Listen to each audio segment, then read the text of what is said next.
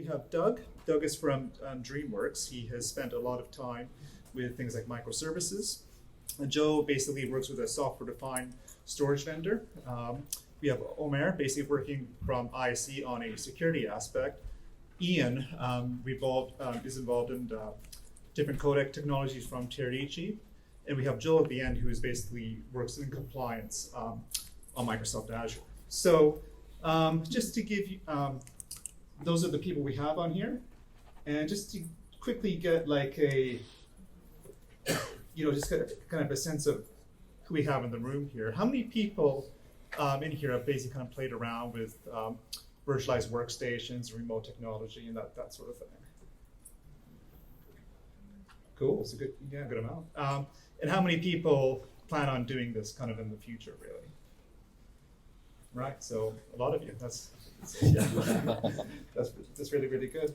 So I'll just kind of give you just kind of a recap of what we've done at Jellyfish and using some of the products and technologies that these guys offer. So Jellyfish has grown quite a bit over the past couple of years, and we've had 2 virtualized studios, and they have no desktops or no computers in there at all, and so we're using Teradici essentially. I know basically we can't sponsor any events, but that's what Jellyfish is using. So we have 2 offices out of a total of 5 they have no computers at all. And we're now basically kind of going through a major retrofit, and we're actually going to be getting rid of all of our PCs on the desk, really. So it's going to be 100% public cloud / private cloud, and kind of a mix of the 2, really. So it's pretty exciting stuff, and it's pretty transformational stuff, we believe. And it's very, very interesting. It's been an interesting journey. So the aim of this talk is just to kind of give an overview and basically just a discussion, really, about the journey, really. And it's not going to be too formal, so if you guys have any questions at any point, just ask. And so we'll go from there, really. So that, in a nutshell, is some of the things that we've done. We've learned a lot of things along the way. But what I'm going to do, I'm going to basically start with Doug here, just to kind of explain some of the work that he's been doing over the past, several years, really. It's just to see how, it will affect the future going forward. Sure. Yeah. Hello, everybody. We'll trade out here. We have a mic. So a lot of friendly faces out there, so it's good. I'm a good standing. So a lot of times, if you guys have heard me talk, it's cloud native. It's about taking your pipeline to the cloud, whether it's private or hybrid. I did a talk at the pipeline conference yesterday. I don't know if any of you were in attendance for that. It's pretty good. I kind of went high level on a lot of what we're trying to do, but because we have some domain experts here, I won't go quite as in depth about all that stuff. I'll kind of focus on microservices specifically. So a lot of these talks, and it's good, and it's bad, but we hear a lot about remote rendering, which is important, and we have experts sitting right out there, anyway, that are thinking a lot about that. But outside of that, I think it's as equally important to talk about the pipeline. So it's one thing to have your rendering and your storage and your processes and all that kind of managed, whether it's hybrid or you're purely in there. But I think we also need to concentrate on, if we're ever going to truly be out completely 100% in public compute, we do have to think about how does our pipeline software work in that environment? How do we manage our assets in that environment, our workflows? How do we do our handoffs? And especially if you have remote artists, how are you communicating to them about where their stuff is, and if their stuff gets checked in and if it's approved, how do the other remote workers know to go grab those things? So what we're building out at DreamWorks is a system that's aiming to do all of that, but the way we're architecting it is slightly different than what's been traditionally done. And we're using microservices. And for those that don't know what those are, and sorry if you've heard this for the umpteenth time from me, we've all worked at studios here, right? And I've worked at quite a few where, and I don't want to name names. They all have really cool names, but they're always these big, what they call monoliths. And they start out usually with a few clever developers, and it starts off with some functionality that helps you find your assets or helps you manage your production workflows or what have you. And then it grows and it grows and it grows. And over like 5 years, a lot of those developers have come and gone. And then it trades hands and it just gets bloatier and bloatier and slower and harder to manage. And then what's difficult about that is that no one wants to touch it because everyone's dependent on it, and now you're stuck. So the idea of microservices is, and this isn't just for this industry, I've seen it in all these different industries, it's to decompose that thing, to separate out into its specific functions. Think about how Linux works, right? And I don't want to pick on operating systems, but if you look at I'll say older school Windows, it's kind of a monolith. It's a big system.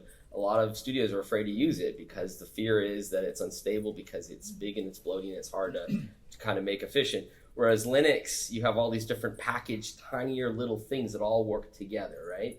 And we like that because we can trade in and out different revisions of the things that make up that operating system. Same thing for your pipeline system. With the microservices approach, you can mix and match the different kinds of things. You can strategize, you can scale, you can do all these kind of nice things with it. And I'll end here because I want to make sure these guys, I go on and on.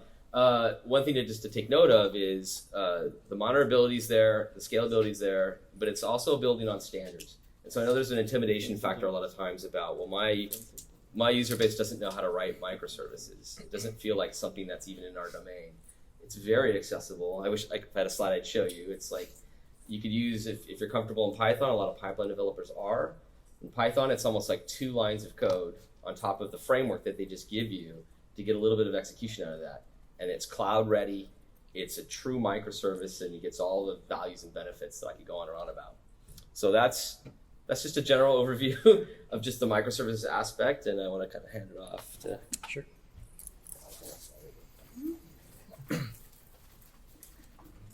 Hello, Joe Sanginario, here representing REDESIGN and Pixit Media, and we've really been tackling, I think, the primary objective of how can you help studios and artists deliver work more efficiently, more effectively, at a lower total cost, really from the storage perspective. So as you think about building out a new virtual environment, how can storage be an enabler of that?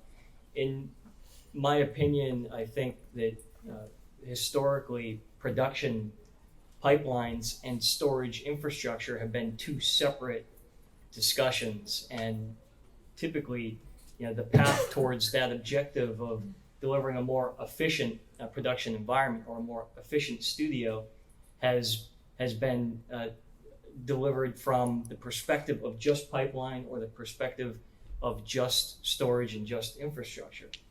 In our opinion, I think that these 2 element layers really need to be brought together, really need to be combined.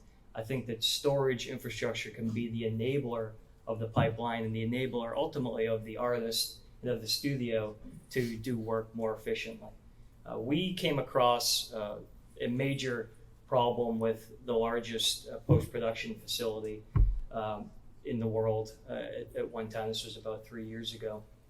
And they had about 300 petabytes of production storage across a variety of different infrastructure types, from SAN environments and fiber channel SAN file systems to different NAS platforms to every LTO media type, CRU drives.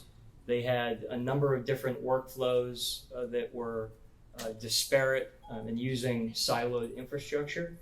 And they had various business units, from creation to localization to delivery and distribution, that were all being considered for a new shared services build out for production IT.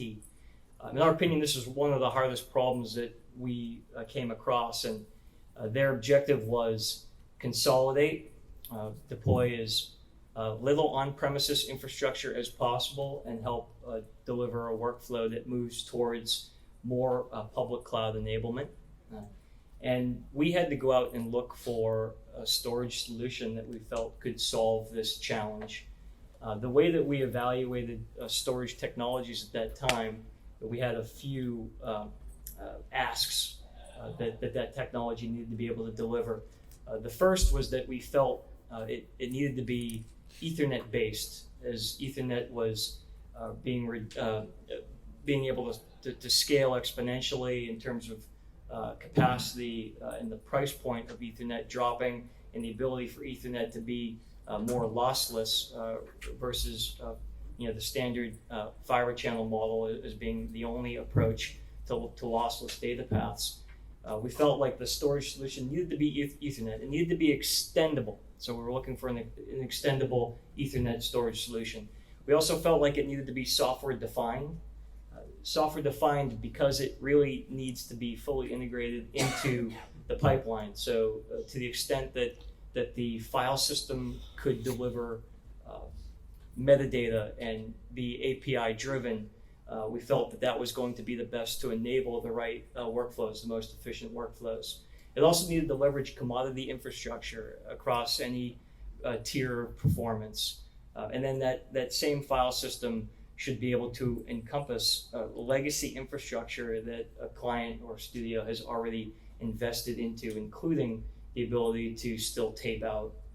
And then extending that file system, lastly, across multiple locations, multiple studio locations, as well as cloud for collaboration. And so in our journey, we've been able to find solutions that can fit that desired architecture.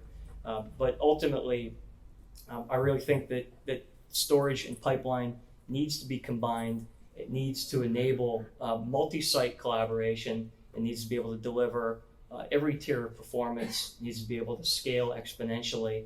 And it needs to be delivered at a price point that makes shared services and that consolidation effort economical. My name is Amir. I work at ISC, which is Independent Security Evaluators.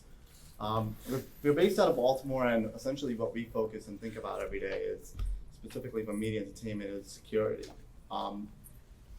So things that we're heavily vested in and have done a lot of work in is workloads and workflows in the cloud, specifically things that you might have heard Jeremy talk about, like virtual desktop infrastructure or hybrid rendering and asset management or data storage in the cloud. And so what makes